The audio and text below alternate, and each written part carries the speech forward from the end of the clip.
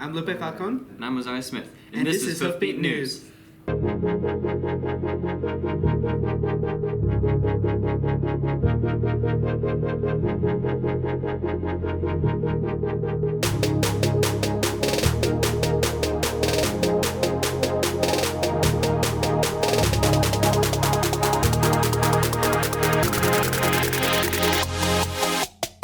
Today is Tuesday, October 10th, and we are back with a new episode of Hoofbeat for you.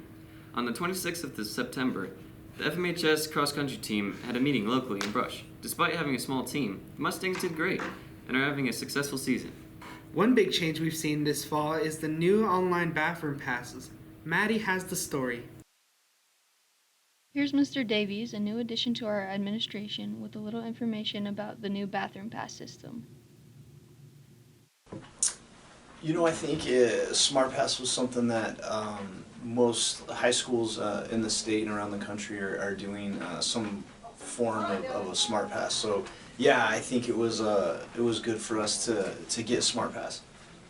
I think Smartpass helps us with our technology piece of where school's going and the ability to help keep kids in class and not have so many kids in the hallways and out of class, which as a teacher I would say was one of my biggest issues we were having right now. Yeah, I think for whatever reason it's kind of been something that's been happening in the country lately is vandalism in bathrooms and stuff like that, and I'm not really sure why that's happening, but it is, and it's just something that helps us control and deal with those issues too. So far on what we've done with Smartpass, I really like what I've seen in the decrease in number of kids in the halls. It's something for us as admin that kind of helps us keep track of what's going on in the building. So yeah, I really liked what Smartpass has done so far. I'm not sure exactly where we'll go with Smartpass, but I think it will evolve and we'll use it in more realms with the office, the nurse, all kinds of stuff. Alright, I'm Mr. Blake. I'm one of the English teachers here at FMHS. In terms of what changes I see in my classroom because of Smartpass, I would say it's easier to track now who's using the pass more often than not. In my class, I allow students one use of the pass. After that, it affects their participation grade. So this makes it a lot easier for me to figure out who's been using it more than once. And also the fact that I use kiosk mode, goes up and fills it out on their own. It works with my style of doing passes anyway. I mostly deal with upperclassmen, and I feel you shouldn't have to ask for the bathroom pass. Get up, do your business, come back. As much as I'd like to think that we have a bunch of responsible people here, there are some people who have been using and abusing the pass system we've had in the past. I would like to think we could have gotten away with using the old system longer, but people were abusing it, so we had to implement it. Not exactly the best option, but it's working so far. In terms of what level of technology this is going to have in the future, I would say this does open the door to having to get rid of all of our paper passes. Like, I know the administration is wanting to work in that if you went to the counseling office or the library or the main office, you would fill out a pass as well. I honestly think this is just going to be the way it is going forward, is using all this technology because it's easily trackable and we can put more constraints on it. This is a student's opinion. I think most of you know Chris Mosqueda. I do think it was necessary. We have a lot of kids going around the hallways, just trying to skip class in general. I don't see no more kids out in the hallways. I used to see people in the commons area sitting there, upstairs, downstairs. They used to be in the bathrooms just hanging out there, but whenever I use the bathroom, there's no kids there anymore. There's no kids in the commons area hanging out, so yes, I've seen a lot of improvement actually. I know some people might disagree on the smart passes, some people may not agree, some people do agree, but for the best interest for school, it's the best thing that we could have done to stop the ditching situation, stop the skipping class situation, so it was for the best. Thanks for that, Maddie. After school last Wednesday, the FMHS Theater Department announced which show they will be doing for the spring musical. Diego took a look this year at the girls' volleyball team, and here's what he found out. The volleyball season for the Lady Mustangs is currently ongoing. Let's see what Miss Anderson, their head volleyball coach, has to say about it. I think it's going well. We have lost some games that we probably could have won, and we won some games that we worked really hard to win. I just think that, collectively we've really played well as a team. We've played well really coming together throughout the entire program too. But it's gone well. It's been a lot of fun, and it's gone by really fast too, which every season usually does. But it's gone well. We start right at 4:15. Nets have to be set up. We go through usually our dynamic warm-up, and then we do some footwork stuff, work on a little ball control, and that's kind of like our standard, how we start the first few minutes of practice. We usually like to come together, kind of have a focus for the day, and it just depends because we do a lot of scouting for the teams that we're going to play. Some teams will work faster offense. Other teams will work a little more heavily on our defense. So it just kind of depends on the team that we're going to play next and what our needs are in that sense. So we kind of pack that a lot into practice, and then we always kind of like to end with some competition and some live play. I think that we all get along pretty well together, and in the fact that we know when we're on the court we got to play volleyball, and that we can always put some of that stuff to the side. Offensively, we've been trying some new things, really been trusting the process in that, and so having that physical ability to trust that process and also the mental ability behind it to try new things. And just like being a well-rounded athlete. I've seen a lot of that play into our strengths when we are in those game situations where we're doing really well or things maybe aren't going our way. We're finding ways around that just because of that well-roundedness. We have a lot of goals. So like there's a lot of mini goals that we set for every game. Even like last night, a lot of stat goals individually. So we'll put a goal out there. We want to have a serve receive rating of a 2 and hit at least a plus 0.250, which I know that doesn't mean a lot to you guys, but like that's like a stat that we have these little stat goals that we build in every single game, and they look different based on who our opponent is and who we're playing. Collectively, our goal is to just finish the season strong, come out with a couple more wins in some specific games that we need so we can really have a chance to make playoffs.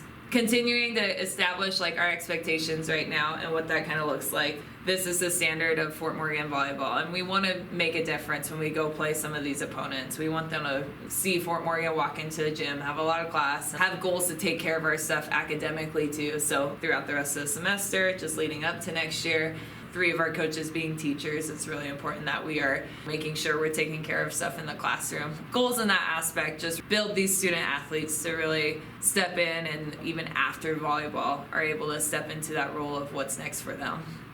Let's see what Harley Templeton, one of the captains of the volleyball team, has to say.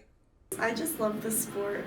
It's always been like a huge part of my life, and I play with my best friends, so it's just always a huge part of my heart, so it's just, fun. This past summer when we went to the UNC camp, it's like a 3-day camp, and we stayed in the hotel room and stuff, and we just like hung out, and then we all went into like my hotel room, and we were all just like talking as a team, and it was super fun. Let's give our support to the Lady Mustangs as they finish off the rest of this season. Thanks, Diego. Tomorrow, a group of professional actors from Denver is coming to FMHS to spend the day performing.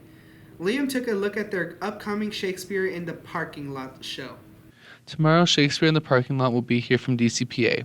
Our drama teacher had some things to say about it before we go watch. Shakespeare in the Parking Lot is a really cool opportunity that we have where some professional performers from the Denver Center for Performing Arts come and perform bits of Shakespeare in our parking lot using a really limited set, and they kind of allow as many kids as will fit in the parking lot to sit and watch. Shakespeare in the Parking Lot is a traveling performance presented by members of the Denver Center for Performing Arts, in which they present abbreviated versions of Shakespearean plays to schools in outdoor settings. We have been fortunate enough to have them come annually, with a few exceptions during COVID. I think that they've come here to perform for us, and each time they try to pick a different show so that we can see different Shakespeare works each time they come. Why should students go to see Shakespeare in the Parking Lot? You know, it's just so fascinating and dynamic. They bring the plays into the 21st century. They move, they interact with the audience. They use their pickup as a stage. And so, yeah, I would say it's really entertaining. Being a theater person, I think that Shakespeare was meant to be seen. And I think watching Shakespeare plays allows students to appreciate Shakespeare more when sometimes the text is kind of tough to read. And I encourage all kids to go watch it because it's something cool and interesting that you don't get to do every day. Wednesday, October 11th, during periods 3, 4, and 5. I have really liked all of the shows that I've seen them put on. They're a really talented group of performers and technicians, but I'd say my favorite is A Midsummer Night's Dream. Well, I just love their performance of Romeo and Juliet. And that's actually what they're doing this year. So it's going to be a good one. Do kids have to go with their English class, or can they go on their own time? I think if they have an open hour, they're welcome to attend. Just come down outside the Aux Gym and take a seat and enjoy the performance. Get the chance, go talk to your English teacher and convince them to take you to Shakespeare in the parking lot. Thanks, Liam. And now a word from our sponsors. Kids at Their Best is dedicated to helping middle schoolers and high schoolers succeed. Through one-on-one guidance with our after-school programs and boot camps, we can help you with a variety of subjects. When we aren't studying, we play games, learn some life skills that are not taught in school, and enjoy some much-needed snacks. In addition, on Mondays and Fridays, we offer job touring opportunities to get access to careers of your choice while also receiving help with pre-graduation stress. To get registered, send a text that says, "Sign me up" to 970-380-6096. See you soon!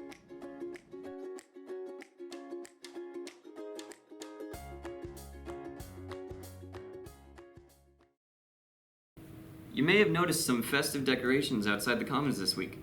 These were hung by LULAC in honor of National Hispanic Heritage Month. Stop by to check out their bulletin board, where some club members listed information about their own heritage. Finally, Faye has a story on our newest and math teacher, Miss Villafuerte. I got the chance to talk to the new math teacher, Miss Villafuerte.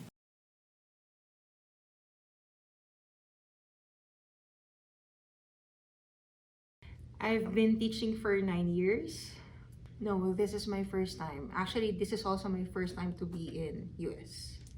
I appreciate how the school support the students compared to my country. If you heard about the Philippines, not all our students have this,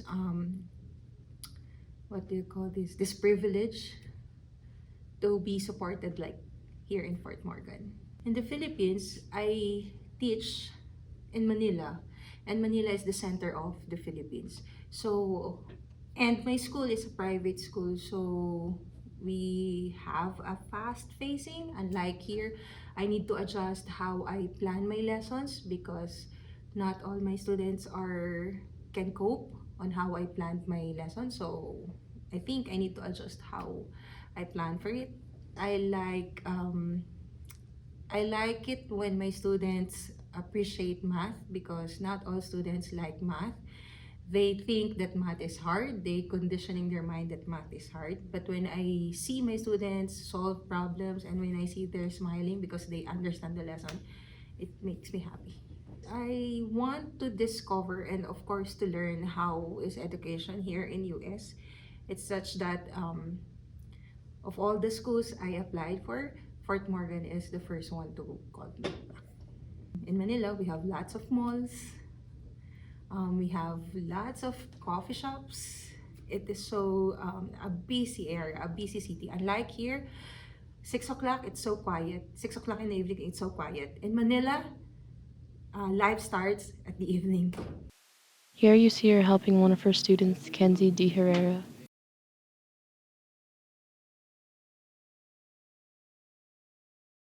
She has been my teacher for about a week. I really like her teaching. You know, she teaches really fast, but it's also really effective. She gets to the point and like helps us to help. So I do think I'll be successful in her class. Come stop by Miss Villafuerte's room and welcome her to FMHS. That's all we have From all of us at Hoofbeat News, have a good week, FMHS.